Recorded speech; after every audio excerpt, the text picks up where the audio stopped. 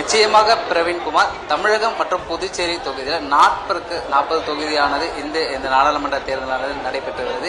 இந்த நிலையில் காலை 7 மணி அளவில் தொடங்கப்பட்ட இந்த வாக்குப்பதிவானது மாலை 6 மணி அளவில் நிறைவடைய இருக்கிறது. இந்த சூழலில் தற்போது நம் இருக்கக்கூடிய போது நீலாங்கரை சென்னை நடுநிலை பள்ளியில் இருந்து கொண்டிருக்கிறோம்.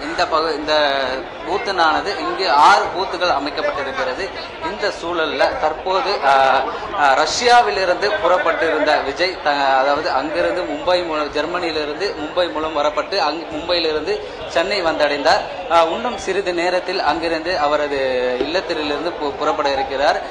மேலும் பார்த்தோமென்றால் அவர் இல்லத்திலிருந்து புறப்பட்டு, அதாவது 264 பூத் எண்ணில் வந்து அவரது வாக்கை செலுத்த இருக்கிறார். அங்கிருந்து முடித்துவிட்டு அவரது வாக்கினை செலுத்திவிட்டு இங்கிருந்து புறப்பட்டு வீட்டுக்கு செல்ல இருக்கிறார். குறிப்பாக காலைய நிலவரப்படி காலையிலிருந்து, அதாவது தமிழிசை தங்கப்பாண்டியன் மற்றும் நாம் தமிழர் கட்சி ஒருங்கிணைப்பாளர் சீமான் உள்ளிட்டோரும் இங்கு தங்களது வாக்கினை செலுத்தி வருகிறார். இந்த சூழலில் தற்போது விஜய் வருவதற்காக இந்த பகுதியில் ஏற்பாடு செய்யப்பட்டிருக்கிறது. அதாவது ஏராளமான காவல்துறை இங்கு நிற்க வைக்கப்பட்டு பாதுகாப்பு பணியில் ஈடுபட்டு வருகிறாங்க. காலைய நிலவரப்படி பார்த்தோம்னா பொதுமக்கள் இங்கு காலையிலிருந்தே அவர்களது வாக்கை செலுத்தி வருகிறார்கள். அதன் தொடர்ச்சியாக தற்போது நிலவரப்படி மணி 12 மணி ஆகியும் கூட அந்த வெயிலில் பொருட்படுத்தாமல் பொதுமக்கள் இங்கு நின்று கொண்டபடியே அவர்கள் வாக்கை செலுத்தியிருக்கிறார்கள்.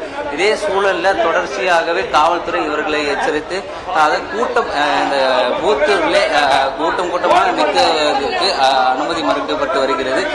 தங்களது வாக்கை செலுத்திவிட்டால் இங்கிருந்து வெளியே உடனடியாக வெளியே புறப்பட வேண்டும் என்று தொடர்ச்சியாக அவர்கள் வலியுறுத்தி வருகிறார்கள். அதே போல தற்போது விஜய் வருவதற்காக இங்கே ஏற்பாடுகள் செய்யப்பட்டிருக்கிறது. மேலும் பார்த்தோம் என்றால் இன்னும் சிறிது நேரத்தில் விஜய் அவரது இல்லத்திலிருந்து புறப்பட்டு இன்னும் ஒரு 5 நிமிடத்திற்குள்ளே அவர் இங்கு வந்து அவரது வாக்கினை செலுத்த இருக்கிறார். பிரவீன்குமார்.